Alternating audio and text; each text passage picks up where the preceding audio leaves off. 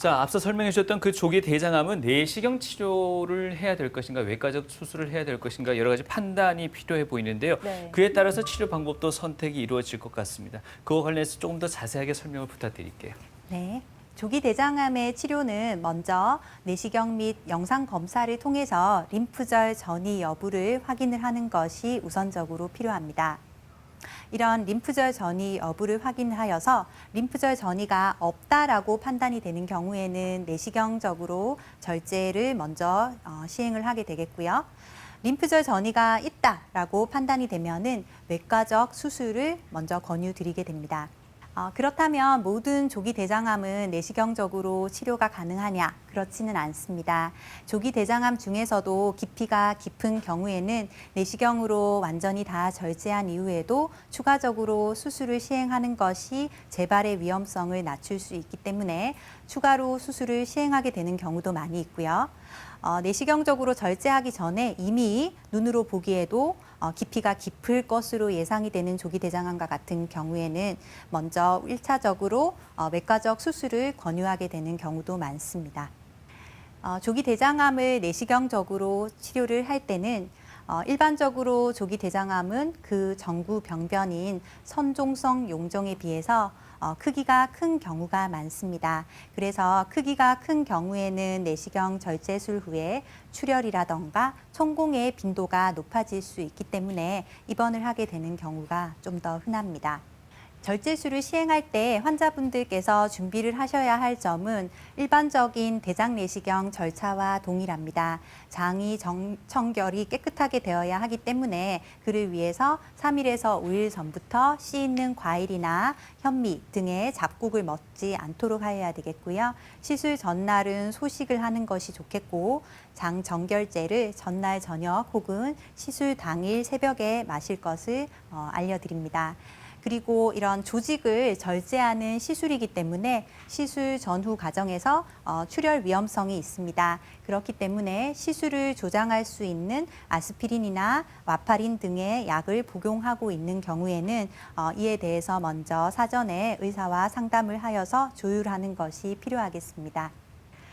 시술이 다 종료된 이후에도 내시경 절제술 관련 합병증이 간혹 발생할 수 있습니다. 아주 사진으로 보기에도 무시무시한 출혈이라던가 장에 구멍이 생기는 천공과 같은 합병증이 되겠는데요.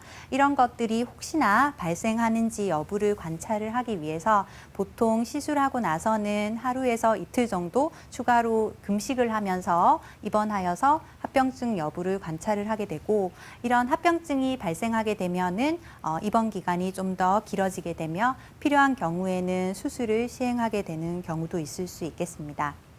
시술이 종료된 이후에는 절제 조직에 대해서 현미경으로 관찰을 하여서 이 결과를 확인한 다음에 내시경 치료만으로 이 치료가 모두 끝난 것인지 혹은 추가적으로 다른 치료가 필요한 것인지에 대해서 치료 방향을 결정을 하여야 합니다.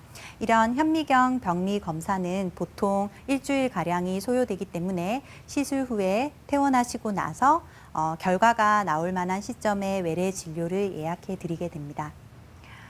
내시경 시술 과정을 한번 살펴보도록 하겠습니다. 작은 조기 대장암과 같은 경우에는 올가미를 통해서 비교적 간단하게 절제가 가능합니다. 보시다시피 이렇게 크기가 좀 작은 암이 있었으면 이것을 바로 아래쪽에 점막 하층에 바늘을 사용해서 어떤 용액을 주입하여서 이 부분을 빵빵하게 부풀리는 쿠션과 같은 기능을 해주고요. 이런 올가미라고 하는 것을 사용을 하여서 이렇게 제거하는 과정을 통해서 비교적 빠르고 쉽게 제거하는 방법을 사용하고 있습니다. 하지만 크기가 좀 더 큰 조기 대장암과 같은 경우에는 앞서 보여드린 것과 같은 올가미 절제법만으로는 완벽하게 제거가 어려운 경우들도 많기 때문에 내시경 칼을 사용하여서 제거를 하여야 하겠는데요. 모형을 한번 살펴보면 이렇게 점막층과 점막 하층, 근육층으로 나누어지는데 이 부분에 앞서 보여드린 것처럼 칼을 이용하여서 여기 바늘을 찔러서 이 부분을 이렇게 빵빵하게 부풀린 다음에 다양한 칼로 이 부분을 살살 도려내는 방법으로 이렇게 제거를 하는 것이 내시경 점막하 박리술이 되겠습니다. 이런 조기 대장암의 내시경 치료를 한 이후에는 암 자체의 재발 여부를 잘 추적 관찰하는 것도 무엇보다도 중요합니다. 이것은 치료한 조기 대장암 부위를 확인을 하는 것도 필요하지만 남은 대장의 다른 부위에서 또한 새로 발생하는 대장암이 있는지 여부도 관찰을 하여야 하겠습니다. 이렇게 대장 내시경은 대장암이나 대장용종을 발견을 하는 데 있어서 진단율이 매우 높은 중요한 검사입니다.